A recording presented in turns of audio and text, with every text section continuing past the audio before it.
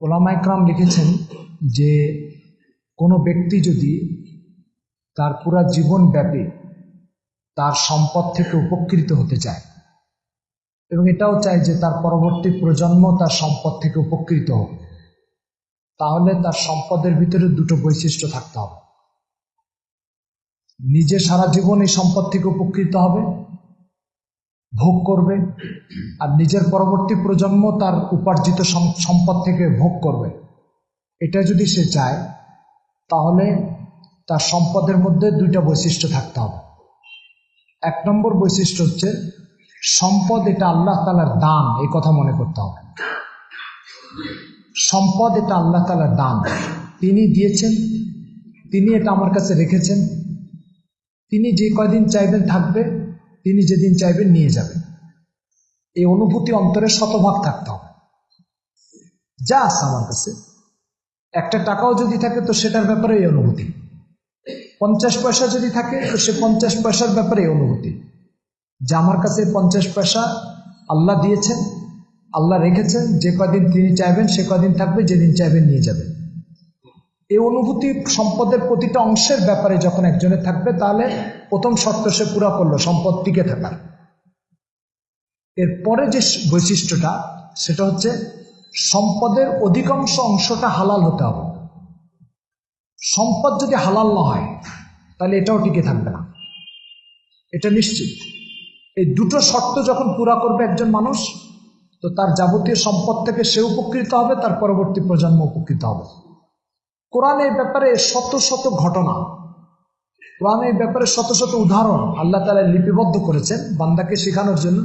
দেখো, যে সম্পদ নিজের মনে করেছে আমি তার থেকে ছিনিয়ে নিয়েছি, যে সম্পদ নিজের উপার্জন মনে করেছে আমি তার কাছে সম্পদ থাকতে দেয়নি, যে সম্পদ তার নিজের বুদ্ধি বিবেক আর জ্ঞানের বহিঃপ্রকাশ, যে আমি বুদ্ধি দিয়ে সম্পদ কামাই করেছে, আমার জ্ঞান দিয়ে সম্পদ অর্জন করেছে, এই কথা যে বলবে বা মনে করে তার থেকে আমি সম্পদ ছিনিয়ে নিয়েছি, এর হাজার দৃষ্টান্ত আল্লাহ তাআলা কোরআন মাজিদে লিখে রাখছেন।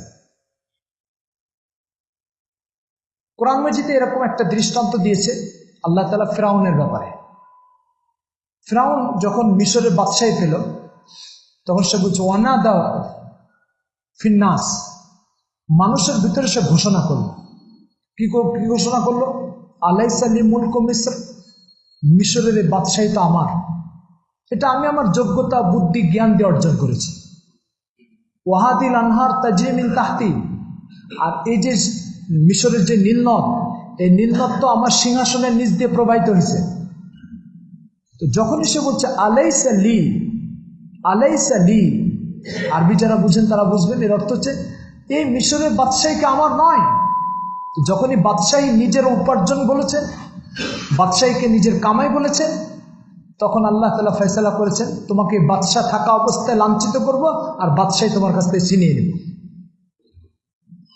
তো আল্লাহ তাআলা কি করলেন? তাকে বাদশাহ থাকা অবস্থায় তাকে পানিতে ডুবিয়ে লাঞ্ছিত করে দুনিয়া থেকে বিদায় নিয়েছেন, আর বাদশাহী তার হাত থেকে ছিনিয়ে নিয়ে আল্লাহ তাআলা দৃষ্টান্ত স্থাপন করেছেন যে ব্যক্তি নিজের বিবেক বুদ্ধি কামাই মনে করে তাকে আমি কিভাবে লাঞ্ছিত করে তার কাছ থেকে ছিনিয়ে নিই। ঠিক ওই মিশরের বাদশাহীটা আল্লাহ তাআলা আবার আরেকজন নবীকে দিয়েছিলেন। এই নবীর নাম হযরত ইউসুফ আলাইহিস সালাম। যখন তাকে বাদশাহী দিয়েছিলেন তো সে বাদশাহীটা হাতে পাওয়ার সাথে সাথে কি বলছে আল্লাহকে? রব্বি কদ আতাইতানি মিনাল মুলক ওয়া আল্লামতানি মিন তা'বিলিল হাদিস ফাতিরাস সামাওয়াতি ওয়াল আরদ আনতা ওয়ালিয়্যি ফিদ দুনিয়া ওয়াল আখিরাহ তাওফানি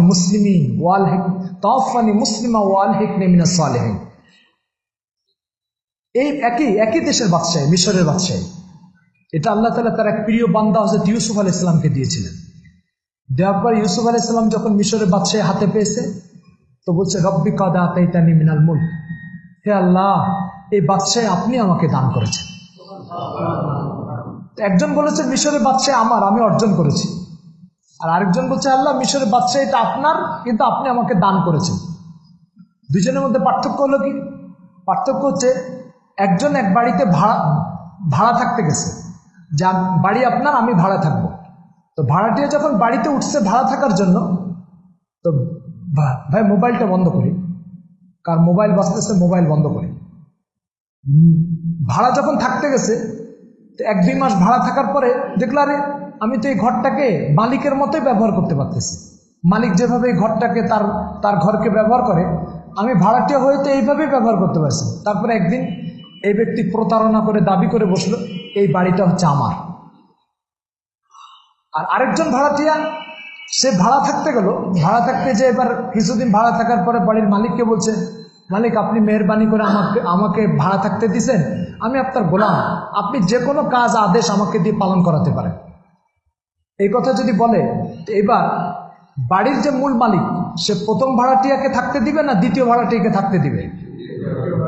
আর প্রথম ভাড়াটিয়া যেই বাড়ির মালিকের দাবি করবে, মালিক হওয়ার দাবি করবে, তখন সে প্রথম বাড়ির প্রকৃত মালিক যে সে কি করবে বলেন? ঘাট ধরে বের করে দিবে না? একদম ঠিক এই কাজটা ফেরাউনের সাথে আল্লাহ করেছে। ফেরাউন যখন এই কথা বলেছে যে বাদশাহ আমার, আল্লাহ বলছে আরে ভাড়া থাকতে এসে বাড়ির মালিকানা দাবি করতেছ, তখন আল্লাহ তাআলা ধাক্কা দিয়ে বের করে দিচ্ছে ওকে। আর ইউসুফ আলাইহিস সালাম বাড়ির ভাড়াটিয়া হয়ে নিজেকে বলেছেন আমি এই বাড়ির ভাড়াটিয়া, আল্লাহ যে কয়দিন আমাকে রাখবে আমি সেই কয়দিন এই বাড়িতে থাকবো। তো আল্লাহ তাআলা ফয়সালা করছেন, হ্যাঁ তুমি হচ্ছে আসল সৎ নীতিবান ভাড়াটিয়া, তুমি ভাড়াটিয়া হয়ে নিজেকে বাড়ির মালিক দাবি করো না, এই জন্য তোমাকে আমি এখানে স্থায়ীভাবে রাখার ব্যবস্থা করতেছি। এই হচ্ছে মূল পার্থক্য। তো সম্পদ, ক্ষমতা, এই জিনিসগুলো একই ক্লাসের। যখন একজন ব্যক্তি মনে করে আমি এই সম্পদের মালিক, তখন আল্লাহ তাআলা বলে দাঁড়াও আমি দেখাইতেছি কিভাবে তুমি সম্পদের মালিক হও। আল্লাহ তাআলা তখন ছিনিয়ে নেওয়ার ব্যবস্থা করেন। ফলে আপনারা গ্রামে শহরে দেখেছেন এক লোক ব্যাপক সম্পদশালী ছিল, তারপরে ডুবে শেষ হয়ে গেছে, পরে তার ব্যবসার চালান শেষ, অবশেষে বাজার করে খাবে সেই পয়সাটাও এখন নেই। এখানে একজন ঋণগ্রস্ত, ওখানে ঋণগ্রস্ত, ওখানে ঋণগ্রস্ত, ওখানে ঋণগ্রস্ত, বাস পুরা জিন্দগি শেষ।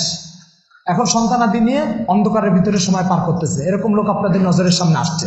এদের প্রধানতম বৈশিষ্ট্য এরা যখন পয়সা হয়েছিল তখন পয়সার সাথে ফেরাউনের আচরণ করেছিল। কিছু লোককে আপনি দেখবেন সম্পদ হাতে আসছে, উত্তরোত্তর বৃদ্ধি পাচ্ছে, ঠিক আছে, আল্লাহ তাআলার পক্ষ থেকে বরকত আসতেছে। বলছে এই শ্রেণী হচ্ছে সেই শ্রেণী যে শ্রেণীর ভিতরে ইউসুফ আলাইহিস সালামের গুণাবলী আসছিল। এটা পরিষ্কার। এই জন্য দেখেন ভাই, যাদের মোবাইল খোলা আছে একটু বন্ধ করে। এই জন্য দেখেন কোরআন মজিদে আল্লাহ তাআলা যখন বান্দাকে যাকাত দিতে বলেন, কোরআন মজিদে আল্লাহ তাআলা যখন বান্দাকে দান করতে বলেন, কোরআন মজিদে আল্লাহ তাআলা যখন আল্লাহর রাস্তায় পয়সা খরচ করতে বলেন, তখন আল্লাহর ভাষা কি হয়? বলছে অমিম্মা রাযাকনাহুম ইউনফিকুন, অমিম্মা রাযাকনাহুম ইউনফিকুন, আমি যে সম্পদ তাকে দিয়েছি সেই সম্পদ থেকে সে যেন দান করে। তো আল্লাহ কথা বলছে না যে তোমার সম্পদ থেকে তুমি দান করো, এটা বলছেন না। আল্লাহ তাআলা বলছেন যে আমার সম্পদ থেকে, আমি আমার দেওয়া সম্পদ থেকে সে যেন দান করে। সুতরাং সম্পদ কার? আল্লাহর সম্পদ। কোথাও যদি আল্লাহ তাআলা বলেন বান্দার সম্পদ, তাহলে ভাড়াটিয়াও কখনো কখনো আমার বাসা বলে। কি ভাড়াটিয়া বলে না যে এটা আমার বাসা? তো ভাড়াটিয়াও অন্যের বাসাকে নিজের বাসা বলে পরিচয়ের জন্য, যে আমি কোন বাসায় থাকি, আমার বাসা কোনটা, তো বললো আমার বাসা এটা। তো ওই হিসাবে কখনো আল্লাহ তাআলা বান্দার সম্পদ বলেছেন, কিন্তু মালিক হিসাবে বলেননি। মালিক হিসাবে আল্লাহ তাআলা বলেছেন অমিম্মা রাযাকনাহুম ইউনফিকুন, আমি যে সম্পদ দিয়েছি তাকে সেই সম্পদ থেকে সে যেন দান করে। এর আরেকটা দৃষ্টান্ত কোরআন মজিদে আল্লাহ তাআলা আরেক জায়গায় উল্লেখ করেছেন। কোথায়?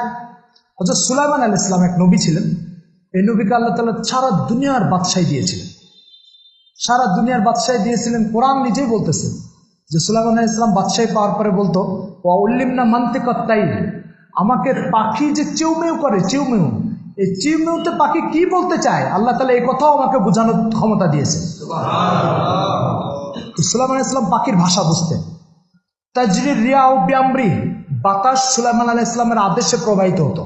আল্লাহ তাআলা বাতাসের উপরে কর্তৃত্ব দিয়েছে, তাই বাতাস এদিক যাও ওদিক যাও ওদিক যাও, তো এইভাবে প্রবাহিত হতো। এই সুলাইমান আলাইহিস সালাম যে নবী, এই নবীর অবস্থা কি? এই নবীও একটা বাদশাহী পেয়েছে। কেমন বাদশাহ আপনারা বুঝতে পারছেন? এরকম বাদশাহী যে নিজেই বলেছেন যে আল্লাহ তাআলা বলেছেন যে আমি সুলাইমানকে যে বাদশাহী দিয়েছি এই বাদশাহী এই ধরনের বাদশাহী, বাতাসের উপরে ক্ষমতা, পাখির উপরে ক্ষমতা, কীট পতঙ্গের উপরে ক্ষমতা, পিঁপড়ার উপরে ক্ষমতা, প্রতিটা কীট পতঙ্গ তার আদেশে চলবে, এই ধরনের ক্ষমতা একমাত্র আমি সুলাইমানকে দিয়েছি, আর কাউকে দিই নাই। সেই সুলাইমান আলাইহিস সালাম যখন এই বাদশাহী পেয়েছেন, তা আমাদের মতো না। নবীদের ভাষা কি হয় দেখেন, বাদশাহ পাবে কিভাবে নত হয়ে গেছে আল্লাহর সামনে। বলছে রব্বি আউজি'নি আন আশকুরা নি'মাতাকাল্লাতী আন'আমতা আলাইয়া ওয়া আলা ওয়ালিদাইয়া ওয়া আন আ'মালা সালিহান তারদাহু।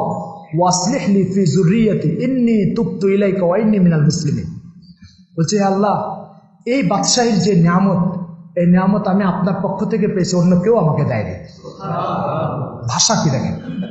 এবং আমাকে তৌফিক দান করেন, শক্তি দেন, আমি যেন এই নিয়ামতটার যথাযথ শুকরিয়া আদায় করতে পারি, কৃতজ্ঞতা প্রকাশ করে আপনাকে খুশি করে দিতে পারি। সাথে সাথে কি বলছেন, ইন্নী তুবতু ইলাইকা ওয়া ইন্নী মিনাল মুসলিমিন, আমি সব কিছুর থেকে আমার চেহারাকে ফিরাই, পুরো আপনার দিকে আমার চেহারাকে ফিরাই দিলাম। আপনি আমাকে বাদশাহী দিয়েছেন, আপনি আমাকে হেফাজত করবেন। এরপরে বাদশাদের, ক্ষমতাবানদের ছেলেরা নষ্ট হয়ে যায়। ক্ষমতাবানদের ছেলেরা মনে করে, তারা নিজেদেরকে মনে করে আমি বাবার চেয়ে বড় ক্ষমতাবান। তো ক্ষমতাবানদের ছেলেরা নষ্ট হয়ে যায়, এই জন্য দোয়া করতেছে। কি দোয়া করতেছে? ওয়াসলিহ লি ফি যুররিয়াতি, হে আল্লাহ, আমার যে বাচ্চা সন্তানাদি, এরা যেন ক্ষমতা পেয়ে আপনাকে ভুলে না যায়, আমার সন্তানাদি যেন ক্ষমতা পেয়ে আপনার অনুগত থাকে, আপনার গোলাম থাকে, এই তৌফিকও তাদেরকে দান করেন। তো কি বোঝা গেল? একজন জালিম, তার হাতে যখন ক্ষমতা আসে তো তখন তার ভাষা কি হয়, আর একজন খোদা প্রেমিক, আল্লাহ তাআলার নির্বাচিত বান্দা, তার হাতে যখন ক্ষমতা আসে তখন তার ভাষা কি হয়। কোরআন দুটোই উল্লেখ করেছে, কোরআন দুটোটা উল্লেখ করেছে। উল্লেখ করে কি উদ্দেশ্য? সুলাইমানের কিস্সা বোঝানোর উদ্দেশ্য, ইউসুফ আলাইহিস সালামের কিস্সা শোনানোর উদ্দেশ্য না। কোরআন কখনো কোনো কিস্সা শোনানোর জন্য, গল্প শোনানোর জন্য গল্প শোনায় না। কোরআনের গল্প শোনানোর ভিতরে বান্দার শিক্ষা উপদেশ থাকে, সে উপদেশ দেওয়াই হচ্ছে কোরআনের গল্প শোনানোর উদ্দেশ্য। সুতরাং এই গল্পগুলো কোরআন শোনাচ্ছে কি জন্য? এই গল্পগুলো কোরআন শোনাচ্ছে আমাদেরকে সংশোধন করার জন্য। কি বলতে যাচ্ছে? আমাদেরকে কোরআন বলতে যাচ্ছে, তুমি কি তোমার সম্পদ থেকে ইউসুফের মতো উপকৃত হতে চাও, না ফেরাউনের মতো বঞ্চিত হতে চাও? যদি ইউসুফের মতো উপকৃত হও, তোমার ভাষা ইউসুফের সাথে মিলতে হবে। আর যদি ফেরাউনের মতো শেষ হয়ে যেতে চাও, তাহলে তোমার ভাষা ফেরাউনের মতো মিলতে হবে। তো তুমি এখন দেখো, তোমার চিন্তা, দিল, দিমাগের ভিতরে তোমার সম্পদ, অর্থ, সম্মান, ক্ষমতা, এটার ব্যাপারে কি ভাষা তোমার ভিতরে আছে। যদি তোমার ভিতরে ভাষাটা ফেরাউনের সাথে মিলে যায়, তাহলে অপেক্ষা করো, আমি আসতেছি। আর যদি তোমার ভাষা ইউসুফের সাথে মিলে যায়, তাহলে সেটার জন্য অপেক্ষা করো, আমি তোমাকে সেভাবে ইজ্জত দিব যেভাবে ইউসুফকে ইজ্জত দিয়েছিলাম। সেই জন্য যে বক্তব্যটা আপনাকে, যে কথাটা আপনাকে পরিষ্কার বুঝতে হবে, সেটা হচ্ছে যে আমার আপনার ভাষা যেন ইউসুফের সাথে মিলে, সুলাইমানের সাথে মিলে, আমার আপনার ভাষা যেন ফেরাউনের সাথে না মিলে। সুতরাং কিঞ্চিত যদি দিলের ভিতরে কারণ এই কথা আসে, এই সম্পদ আমার, এই সম্পদ আমি অর্জন করেছি, আমার বুদ্ধি বিবেকের বহিঃপ্রকাশ, আমার জ্ঞান শক্তির বহিঃপ্রকাশ, এই সম্পদ উপার্জন, এটা যদি 1 মিনিটের জন্য আসে, তাহলে আল্লাহ তাআলা তখনই ফয়সালা করবেন, তোমাকে আমি মজা দেখাবো যেভাবে ফেরাউনকে মজা দেখিয়েছি। এই জন্য দিনের বুঝ না থাকলে একটা মানুষ শুধু আখিরাতে ক্ষতিগ্রস্ত হবে তা না, দিনের বুঝ না থাকলে একটা লোক দুনিয়াতেও লাঞ্ছিত হবে, দুনিয়াতে সে ক্ষতিগ্রস্ত হবে। কারণ দিনের বুঝ যখন থাকবে না, তখন তার মুখের ভাষা হবে ফেরাউনের ভাষার মতো। আর যখন ফেরাউনের ভাষার মতো হবে, তখন আল্লাহ তাআলা ফয়সালা করবেন, ফেরাউনের ফয়সালাটাই তার সাথে করবেন। এই জন্য দিনের বুঝ না থাকলে অহংকার করা সহজ হয়ে যায়। দিনের বুঝ যদি না থাকে, তখন সম্পদ দিয়ে আরেকজনকে আঙ্গুলের নিচে টিপে টিপে মারার অভ্যাস তৈরি হয়। আর যখন এই অভ্যাস তৈরি হয়, তখন আল্লাহ তাআলা দেখেন যে আমি দেখতেছি তোমাকে, যে কিভাবে তোমার থেকে সম্পদ ছিনিয়ে নিতে হয় সেটা দেখতেছি। আমি নিজে এরকম একজন লোকের সাক্ষাৎ পেয়েছি, কলকাতায় কেটলিতে করে চা বিক্রি করতেছে।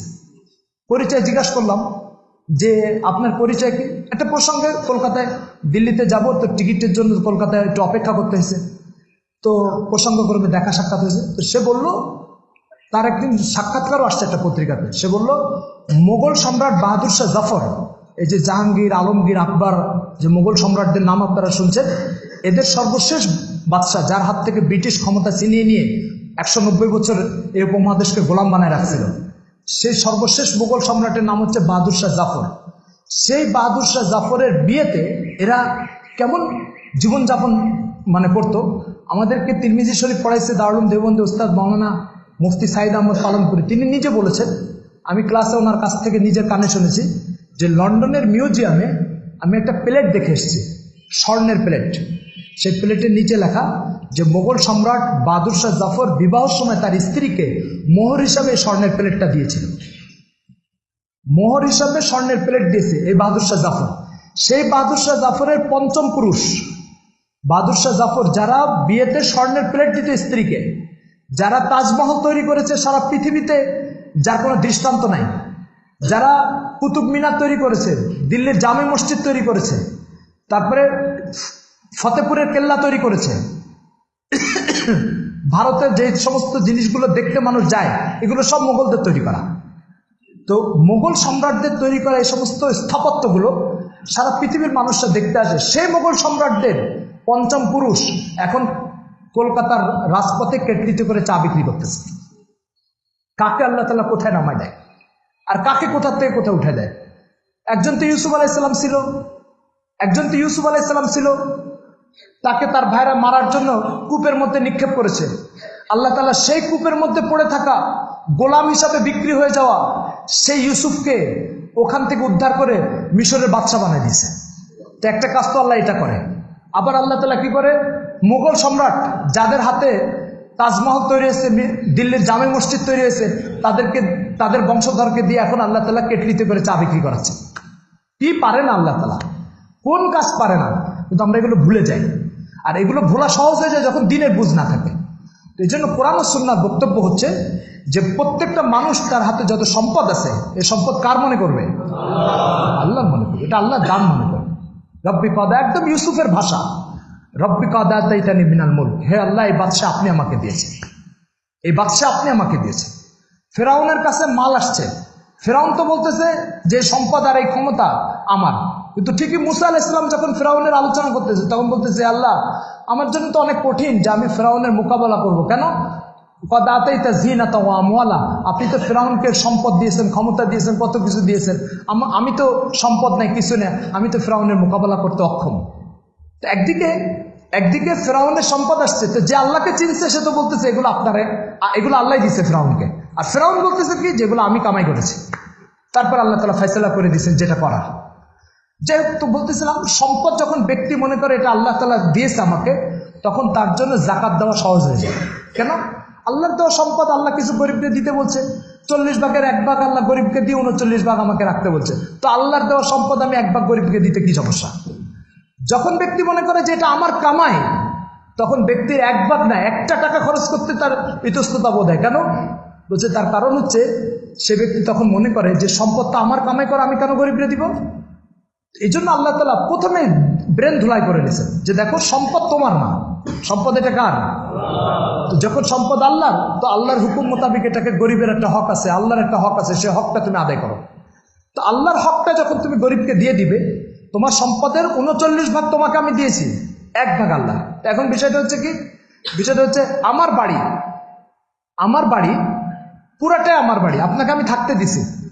এখন আমি যদি একদিন এসে বলি যে আমি মাসে 1টা দিন আপনার এখানে থাকবো, তো ভাড়াটিয়ার কি আপত্তি করা উচিত? ভাড়াটিয়া তো পুরা মাসই থাকবে এবং ফ্রি থাকতে দিছে তাকে, যে পুরাটা আমি বাড়ি করেছি, আমি আপনাকে 30 দিন থাকতে দিব, 29 দিন থাকতে দিব, 1 দিন আমি থাকবো। তো ভাড়াটিয়ার কি খুশি মনে মেনে নেওয়া উচিত না রাগ হয়ে যাওয়া উচিত? খুশি মনে মেনে নেওয়া উচিত। তো আল্লাহ তাআলা পুরা সম্পদ একজন ব্যক্তিকে দিয়েছেন, দিয়ে এবার বলছেন যে দেখো বান্দা, 39 ভাগ তুমি ব্যবহার করো, কোনো সমস্যা নেই, 1টা ভাগ তুমি আমাকে দাও। এবার বান্দা কি করবে? যদি মনে করে যে সত্যি আল্লাহ আমাকে দিছে, তাহলে আল্লাহর একটা হক একটা আল্লাহ পেয়ে যাবে। আর যদি মনে করে আমার উপার্জন, কেন আমি দিব, এই প্রশ্ন করবে। ঠিক যেমন কারণ এই প্রশ্ন করেছিল, কারণকে মুসা আলাইহিস সালাম বলেছিল যে কারণ তুমি যাকাত দান করো, আল্লাহ তাআলার হুকুম মোতাবেক যাকাত দাও। তো কারণ বলেছিল, মুসা আমার সম্পদ থেকে তোমার লোভ হয়, আর এই লোভের কারণে তুমি যাকাত দিতে বলতেছ। তো কি হয়েছে? আমার সম্পদ থেকে তোমার লোভ হয়, সে কথা বলেন, সম্পদ আল্লাহর, সম্পদ আমার, আর আমার সম্পদ থেকে তোমার লোভ হয়। তো তখন আল্লাহ তাআলা তাকে জমিনের মধ্যে ধসিয়ে দুনিয়া থেকে বিদায় দিয়ে দিয়েছেন লাঞ্ছিত করে। এই জন্য প্রথম কথা একজন মুসলমানের মনে করতে হবে, সম্পদ এটা আল্লাহ তাআলার দান। মুসলিম শরীফের এক হাদিস, হযরত আবু হুরায়রা রাদিয়াল্লাহু তাআলা বলেছেন, মা নাকাসাত সাদাকাতুম মিন মালিন, সদকা কখনো মালকে কমায় দেয় না, কোনোদিন সদকা মালকে কমায় না। আমি আমার সম্পদের একটা অংশ দেখতেছি, দান করতেছি, তো কমে গেছে না, আল্লাহ তাআলা বলছেন না, এটা তো কমে নেই, এটা আমি পূরণ করার ব্যবস্থা করে দেব। এক হাদিসে আসছে, রাসূল সাল্লাল্লাহু আলাইহি ওয়াসাল্লাম নিজে বলেছেন, হযরত আনাস ইবনে মালিক রাদিয়াল্লাহু তাআলা হাদিস, ইমাম বাইহাকি তার দালাইলুন নবুওয়া কিতাবের ভিতরে এই হাদিস উল্লেখ করেছেন। রাসূল সাল্লাল্লাহু আলাইহি ওয়াসাল্লাম ইরশাদ করেছেন, আল্লাহ তাআলা যখন পৃথিবীকে তৈরি করলেন, জমিনকে তৈরি করলেন, তো জমিন এরকম হেলতে ছিল, কাঁপতে ছিল। তো আল্লাহ তাআলা জমিনকে স্থির করার জন্য পাহাড় তৈরি করে দিয়েছেন। পাহাড় তৈরি করে জমিনকে, কম্পমান জমিনকে স্থির করে দিলেন, একটা ভারসাম্যতা সৃষ্টি করে দিলেন। ফেরেশতারা পাহাড় দেখে অবাক হলো, হে আল্লাহ, এত শক্তিশালী জিনিস, যেরকম পুরা জমিনটা কাঁপতেছিল এটাকে স্থির করে দিল, তাহলে পাহাড় কত শক্তিশালী হবে। তো ফেরেশতারা আল্লাহকে জিজ্ঞাসা করলো, হে আল্লাহ, পাহাড়ের চেয়ে শক্তিশালী কি আপনার কোনো সৃষ্টি আছে? বললে হ্যাঁ আছে। বলছে পাহাড়ের চেয়ে শক্ত সৃষ্টি কি আপনার? বলছে লোহা। লোহা পাহাড়ের চেয়ে শক্ত। ফেরেশতারা আবার জিজ্ঞাসা করলো, হে আল্লাহ, লোহার চেয়ে কি শক্তিশালী কোনো সৃষ্টি আছে আপনার? তো রাসূল সাল্লাল্লাহু আলাইহি ওয়াসাল্লাম বলছে, হ্যাঁ, আল্লাহ তাআলা জবাব দিয়েছে, লোহার চেয়ে শক্তিশালী সৃষ্টি আছে। বললো কি? বললো আগুন। আগুন এই লোহাকেও গলায় দেয়। বলছে, হে আল্লাহ, আগুনের চেয়ে কি শক্তিশালী কোনো জিনিস আছে আপনার সৃষ্টির মধ্যে? বললো হ্যাঁ আছে। বলে কি? বলে পানি। বলছে পানি আগুনের চেয়ে শক্তিশালী। বলছে আল্লাহ, পানির চেয়ে শক্তিশালী কোনো সৃষ্টি আছে আপনার? বলছে আছে। বললো কি? বলে বাতাস। বাতাস পানিকে উড়াই নিয়ে যায়। তো বলছে বাতাসের চেয়ে শক্তিশালী কোনো জিনিস আছে আল্লাহ? বলছে আছে। বলছে কি? বলছে বাতাসের চেয়ে শক্তিশালী হচ্ছে যে একজন বান্দা যখন গোপনে কাউকে না দেখিয়ে, কারোর দিকে না তাকিয়ে গোপনে একজন ফকিরকে, একজন মিসকিনকে 2 পয়সা দান করবে। বলছে এই গোপনে দানটা, এর ক্ষমতা ওই আগুন, পানি, পাহাড়, লোহা তার চেয়েও বেশি। তার চেয়ে এটার ক্ষমতা বেশি। বলছে যে কেন এর চেয়ে বেশি ক্ষমতা? তো মুহাদ্দিসিন ইকরাম এর ব্যাখ্যা করেছেন। বলছে ব্যাখ্যা করেছেনই যে দেখো, হাদিসে, অন্য এক হাদিসে আসছে, রাসূল সাল্লাল্লাহু আলাইহি ওয়াসাল্লাম বলেছেন, আস-সাদাকাতু তুদফিউ গাযাবার রব, সাদাকাতু সিররি তুদফিউ গাযাবার রব। বলছে গোপনে দান এটা আল্লাহর ক্রোধকে মিটিয়ে দেয়। তো হাদিসের বক্তব্য অনুযায়ী আগুন এটা শক্তিশালী, কিন্তু আল্লাহর ক্রোধকে মিটাতে পারে না। লোহা এটাও শক্তিশালী, কিন্তু আল্লাহর ক্রোধকে মিটাতে পারে না। বাতাস এটাও শক্তিশালী, কিন্তু আল্লাহর ক্রোধকে মিটাতে পারে না। আল্লাহর ক্রোধকে একমাত্র মিটাতে পারে, আল্লাহ রেগে গেছেন আমার উপরে, আমার কোনো অন্যায় কাজের কারণে আল্লাহ তাআলা আমার উপরে ক্ষুব্ধ হয়েছে। বলছে এটাকে দমন করা বা এই রাগকে মিটানোর একমাত্র ব্যবস্থা হচ্ছে গোপনে, কোনো কথা কেউ জানে না, ডান হাত খরচ করবে, বাম হাত জানে না, এরকম গোপনে একজন মিসকিনকে ডেকে এনে কিছু পয়সা সদকা করে দিলাম, বলে আল্লাহ তাআলার ক্রোধ থেমে যাবে, মিটে যাবে। এই যে আল্লাহ তাআলার ক্রোধ মিটে গেল, বললে এটা কিসের দ্বারা মিটলো? গোপনে দান করার দ্বারা। বলছে আল্লাহ তাআলার ক্রোধ আগুন পানি দিয়ে মিটানো যায় না। এই জন্য রাসূল সাল্লাল্লাহু আলাইহি ওয়াসাল্লাম বলেছেন যে এই হাদিসের এই উলামা ইকরাম লিখেছেন এই হাদিসের ব্যাখ্যায় যে আল্লাহ তাআলার গোপনে দানের ক্ষমতা এত বেশি কাজ করতে পারে এটা, যে আগুন পানি এটা এত কাজ করতে পারে না। এরপরে যে বিষয়টা সেটা হচ্ছে, অন্য এক হাদিসে আছে, আস-সাদাকাতু তাদফাউ মিতাতাস সু, আস-সাদাকাতু তাদফাউ মিতাতাস সু। সদকা মানুষের জীবন থেকে আকস্মিক মৃত্যু, আকস্মিক মৃত্যু মানে ঘর থেকে বেরোচ্ছি সুস্থ মানুষ, সবাইকে বলে গেলাম যে একটু পরে আসতেছে, একটু পরে লাশ ফিরে আসলো বাড়িতে। এই যে মিতাতাস সু, আকস্মিক মৃত্যু, অনাকাঙ্ক্ষিত মৃত্যু। রাসূল সাল্লাল্লাহু আলাইহি ওয়াসাল্লাম বলেছেন সদকা মানুষের জীবন থেকে আকস্মিক মৃত্যুকে মিটিয়ে দেয়, খতম করে দেয়। অর্থাৎ একজন লোক যদি আকস্মিক মৃত্যুবরণ করে, তখন তার জীবনে 2টো দুর্গতি ডেকে আনে।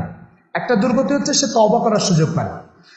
আমি যখন বুঝতেছি আমার একটা সমস্যা হয়েছে, আমার মৃত্যুর টাইম কাছাকাছি আসছে, তো আমি জীবনের ভুলগুলো স্মরণ করে আল্লাহ তাআলার কাছে তওবা করার, ক্ষমা চাওয়ার একটা সুযোগ থাকবে। সাথে সাথে আমার সাথে কত মানুষের লেনদেন থাকতে পারে, তো সে সমস্ত লেনদেন পরিশোধ করতে না পারে, নিজের পরবর্তী উত্তরাধিকার যারা আছে তাদেরকে বলে যেতে পারবো যে দেখো, কেউ জানে না আমার কাছে অমুক লোক এত টাকা পাবে, অমুক লোক এত টাকা পাবে, এটা বলে যাওয়ার একটা সুযোগ থাকে। তো এই 2টো সুযোগ থেকে সে বঞ্চিত, আল্লাহর হক আদায় করতে পারে না, বান্দার হক আদায় করতে পারে না। এমন তো অবস্থা আকস্মিক মৃত্যু তাকে দুনিয়া থেকে নিয়ে যায়। তো বলছে এই দুটো মুসিবত মানুষের জীবনে চেপে আসে আকস্মিক মৃত্যুর কারণে। আর এই আকস্মিক মৃত্যুকে আল্লাহ তাআলা ব্যক্তির জীবন থেকে উঠিয়ে দেন কিসের দ্বারা? সদকা দ্বারা। এই জন্য সদকা অনেক পাওয়ারফুল জিনিস।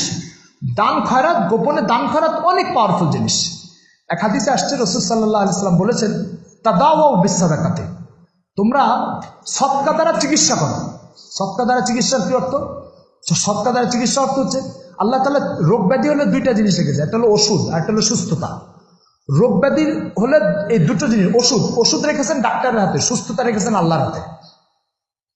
ওষুধ কার হাতে? ডাক্তারের হাতে। আর সুস্থতা আল্লাহর হাতে। তো আল্লাহ তাআলা বলছেন যে যখন একজন বান্দা দুনিয়াবি কোনো বান্দার মুসিবত দূর করার জন্য তাকে কিছু পয়সা সৎকা করে, তখন আমি ওই বান্দার রোগ ব্যাধি দূর করার ফয়সালা করে ফেলি। এই জন্য সদকা দ্বারা চিকিৎসা করা সাহাবা ইকরামের যুগের প্রচলন ছিল। আমাদের যুগে তো অসুখ হলে প্রথমে আমরা ডাক্তারের কাছে যাই, অসুখ হলে প্রথমে প্যারাসিটামলের কাছে যাই, অসুখ হলে প্রথমে ফার্মেসিতে যাই। কিন্তু সাহাবা ইকরামের আমল দেখেন, হাদিসের কিতাবে আসছে, রোগ ব্যাধি হয়েছে তো প্রথমে সৎকা করো, তারপরে ডাক্তারের কাছে যাও। তো একটা ঘটনা আছে, বলা হয়ে থাকে, নির্ভরযোগ্য কিনা আমি যাচাই করে দেখি নাই। মুসা আলাইহিস সালাম নাকি একবার পেটের ব্যথা নিয়ে আল্লাহ তাআলার কাছে গেছে। যাওয়ার পরে এবার আল্লাহকে বলছেন, আল্লাহ আমার পেটের যন্ত্রণা। তো আল্লাহ তাআলা বলছেন, মুসা অমুক জঙ্গলে একটা গাছ আছে, সেই গাছটার রস নিংড়ে খাও, তাহলে তোমার পেটের যন্ত্রণা ভালো হয়ে যাবে। তো মুসা আলাইহিস সালাম গেছেন সেই জঙ্গলে, যে গাছটার পাতার রস নিংড়ে খেয়েছেন, আল্লাহ তাআলার আদেশে ভালো হয়ে গেছে। এরপর আসছেন, আসার পর এবার আল্লাহকে বলছেন, আল্লাহ এরপরে আরেকবার এই ব্যথা উঠছে। তো এবার সোজা জঙ্গলে চলে গেছেন। জঙ্গলে যাওয়ার পরে পাতার রস খাইছে, তো পেট ভালো হচ্ছে না। এবার আল্লাহ তাআলাকে এসে বলছে, আল্লাহ আমি তো আপনার আদেশ পালন করে ওই আপনার আদেশ মোতাবেক সে পাতার রস খেয়েছিলাম, তো এবার তো ভালো হয়নি। তো বলছে, আগের বার ভালো হয়েছিল, তুমি আগে আমার কাছে আসছো, পরে গাছের কাছে গেছো, আর এবার ডাইরেক্ট আমাকে বাদ দিয়ে গাছের কাছে গেছো, তো এবার ভালো হবে কিভাবে? বিষয়টা হচ্ছে কি, বিষয়টা হচ্ছে আগে আল্লাহর কাছে যেতে হবে, আর আল্লাহর কাছে যাওয়ার অর্থ হচ্ছে সৎকা করতে হবে। তো আগে যখন একজন ব্যক্তি সৎকা করবে আর আল্লাহকে বলবে, আল্লাহ আমি এই পয়সাটা সৎকা করলাম এই রোগ ব্যাধি ভালো হওয়ার জন্য, তখন তো সে ভালো হয়ে যাবে। তো এই জন্য মূল বিষয়টা হচ্ছে যে দুনিয়াবি মুসিবত আর আখিরাতের মুসিবত সৎকা দ্বারা যত বেশি দূর হয়, আর কোনো জিনিস দ্বারা অত বেশি দূর হয় না। সুতরাং এক হাদিস আসছে, রাসূল সাল্লাল্লাহু আলাইহি ওয়াসাল্লাম বলেছেন, একজন লোক খুব ইবাদতকারী কিন্তু কৃপণ, আরেকজন লোক মোটামুটি ফরজ ইবাদত পালন করে কিন্তু দানবীর। হুজুর সাল্লাল্লাহু আলাইহি ওয়াসাল্লাম বলছে, আল্লাহ তাআলার কাছে এই মোটামুটি ইবাদতকারী যে দানবীর, সে বেশি প্রিয়, বেশি নফল ইবাদতকারী কৃপণ ব্যক্তির চেয়ে। কেন বলে, তার কারণ হচ্ছে কৃপণ ব্যক্তি যে সে তার ইবাদতের দ্বারা ব্যক্তি উপকৃত হয়, আর এই যে দানবীর এর ফরজ ইবাদত করে নিজের জাহান্নাম থেকে রেহাইয়ের ব্যবস্থা করেছে, আর দানের দ্বারা নিজেও আল্লাহ তাআলার কাছে রহমতের যোগ্য হয়েছে, আর মানুষের অভাব দূর করে মানুষকে উপকৃত করেছে। সুতরাং এক হাদিসে আল্লাহ রাসূল সাল্লাল্লাহু আলাইহি ওয়াসাল্লাম এমনও বলেছেন যে আস-সাখিয়্যু করিবুম মিনাল্লাহ করিবুম মিনাল জান্নাতি করিবুম মিনান নাস ওয়াল বাখিলু বাঈদুম মিনাল্লাহ বাঈদুম মিনাল জান্নাতি বাঈদুম মিনান নাস। যে দানবীর সে আল্লাহরও নিকটবর্তী, মানুষেরও নিকটবর্তী এবং জান্নাতেরও নিকটবর্তী। আর যে কৃপণ লোক, যে কৃপণ দান করে না, বলছে সে ব্যক্তি আল্লাহ থেকেও দূরে, জান্নাত থেকেও দূরে, মানুষের থেকেও দূরে। এই জন্য দান সদকা এটা অনেক অনেক বড় বিষয় ইসলামে। এক হাদিসে আসছে, হযরত আবু হুরায়রা রাদিয়াল্লাহু তাআলা বলছেন, রাসূল সাল্লাল্লাহু আলাইহি ওয়াসাল্লাম ইরশাদ করেছেন, আল্লাহ তাআলা প্রত্যেক দিন দুইজন ফেরেশতাকে আসমান থেকে পাঠান। এই দুইজন ফেরেশতা এসে একজন বলে, হে আল্লাহ, যে দান করলো সাথে সাথে তার শূন্যস্থানটা আপনি পূরণ করে দেন। আর আরেকজন ফেরেশতা এসে বললে, হে আল্লাহ, যে দান না করে আটকায় রাখলো, যেটা আটকায় রাখলো ওটা আপনি ধ্বংস করে দেন। আর এই ফেরেশতার দোয়া কবুল হয়। অন্য এক হাদিসে আছে, রাসূল সাল্লাল্লাহু আলাইহি ওয়াসাল্লাম বলছে যে লা তাকিফায়ুকা, তুমি তোমার মুষ্টিকে বন্ধ করো না, তাহলে আল্লাহ তাআলাও তার মুষ্টিকে তোমার জন্য বন্ধ করবে না। হাদিসে আসছে যে তুমি তোমার মুষ্টিকে খোলা রেখে দাও, আল্লাহ তাআলাও তার মুষ্টিকে তোমার জন্য খুলে রেখে দেবে। এই জন্য বহুত বড় বিষয়। এই জন্য যে যার যতটুকু সামর্থ্য আছে সে ততটুকু সামর্থ্য নিয়ে সদকা করে।